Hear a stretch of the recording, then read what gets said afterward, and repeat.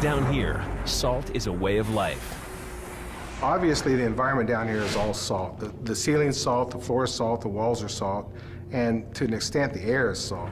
And you breathe that in, and you can constantly taste the salt.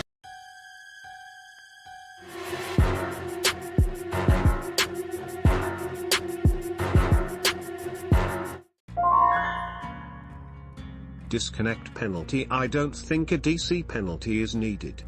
It already makes the player depip and the killer gets extra points. I don't see the need for it.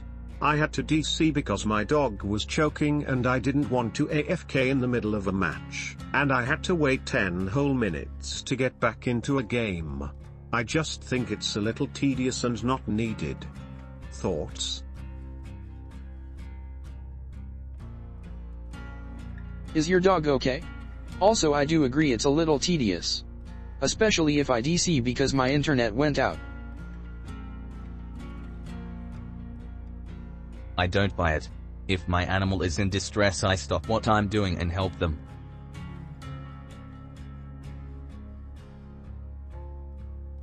What? I did 8 matches as a survivor yesterday. I was rank 1, so I deranked to 5.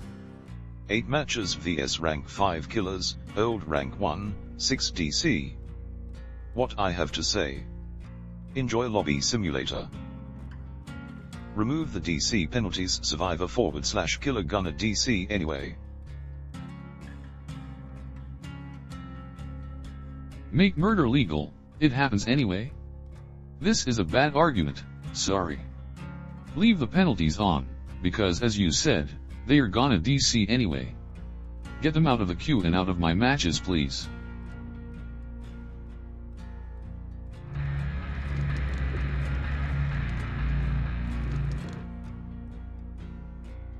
DC penalties are flawed. The disconnect penalties are super flawed. Most of the time, people are going to DC due to connection errors, internet problems, toxic killers, players, and of course if there are rage quitters here or there. I believe if you are going to make it this harsh, make sure they are disconnecting multiple times within 24 hours.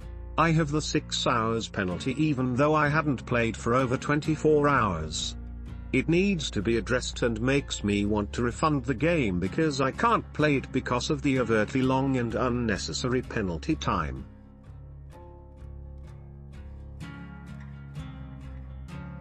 The DC penalty decays over time, as things like full game crashes are rare. The DC penalty is deliberately kept short for this reason.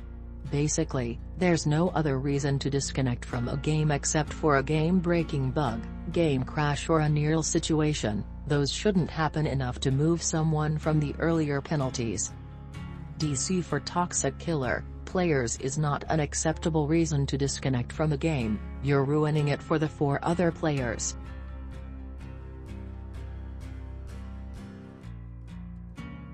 In fact, the toxic player / killer is provoking the situation and urging the targeted player to either endure 5 to 10 minutes of teasing / harassing / taunting or to DC to avoid being exposed to such unnecessary, vile behavior.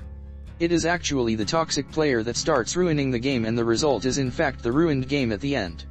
Noon likes a toxic player. It is childish, unsporting, unnecessary to top point where it is done with malicious intention. Make toxic behavior report unpunishable.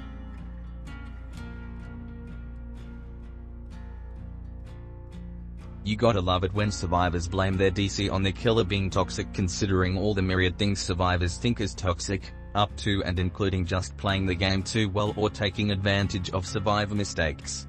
Which is the same thing. Even if the killer slugs everyone and just lets you bleed out, that takes 4 minutes at most.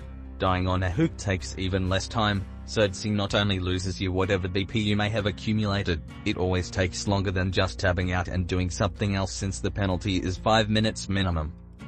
The only situation where an intentional survivor DC is justified is if the killer body blocks you in a corner, because that can go on forever, and that is, in fact, bannable. Grow the up, honey.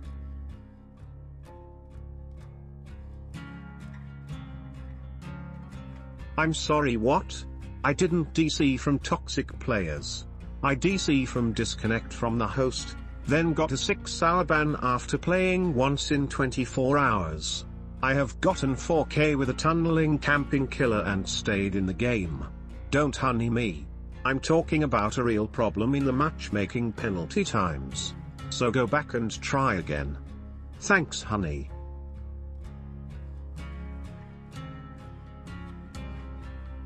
You don't get a 6 hours ban for one DC, you do need to have DC'd quite a few times to get the ban timer that high.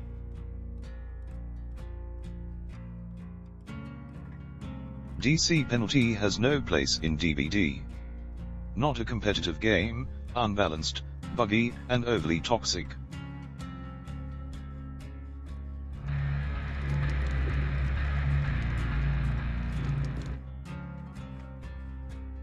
Matchmaking penalty garbage, absolute trash.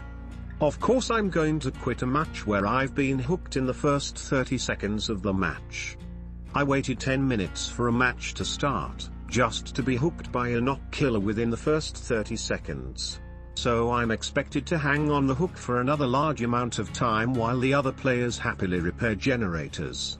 Instead of punishing people who are smart enough to not waste their own time, how about punishing camper killers and survivors who never attempt to save people from the hook? It is likely that most people quit because they don't want to waste time on the hook while killer camps and survivors repair. What does camping have to do with you quitting after being hooked in 30 seconds? People can't even come up with coherent excuses now. Hee, toxic little survivors are whining cues the deafest took their DC button. Boo-hoo. Boo-hoo when people decide to play a different game because they don't want to use their time waiting. The point is, the matchmaking penalty is dumb. Any of the other BS aside, quitting a match is never an ideal choice, but it happens. Having to wait for another match is punishment enough.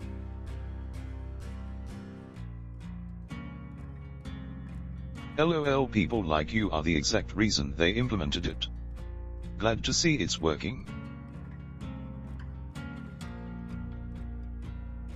Well, when people like me stop playing, there will be even bigger issues to deal with. If you get hooked, why DC? Just die on hook, you dum-dum. They think a DC is a win for some reason, LOL.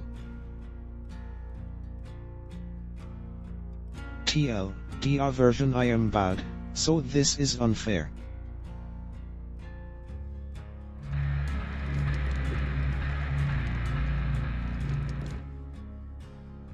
Banned for 60 minutes and more? Thanks to you DBD developers. If you get tunneled hard in solo rounds by toxic greater than staff members less than and you don't have masochistic fetish yourself to endure all this nonsense to the third hook, then I just disconnect. Then I get penalized with 5 or 10 minutes. But now it's already 60 minutes? How high are the time penalties? Why am I getting higher and higher time penalties, even though I haven't jumped out once in 10 or 20 hours? Do I have to wait about a week before I get a 5-minute time penalty again? Why aren't time penalties adjusted to rounds played on the day? For example, if I play 10 or 20 rounds without disconnect in one day, but then have to finish a toxic round, why isn't that counted as a positive? You buy a product, play honestly, and are then prevented from using this product with such clumsy blocking mechanisms. Unbelievable.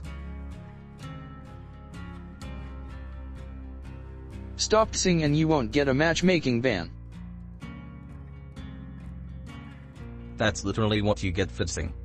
What you're upset about, you're not seeing on accident, you're doing it on purpose even. It's almost like gasp, there's a consequence for being an ass. Who is the ass? The one who tunnels an unknown player from minute 1, or the one who ignores this idiot by ending the round? Your comment has not contributed anything useful to the topic. You tried to implement an assumption and an insult. Zero benefit. If it happens once a day, that's enough. The time penalty does not go away. If my internet provider is causing additional problems at the moment, you will also be penalized.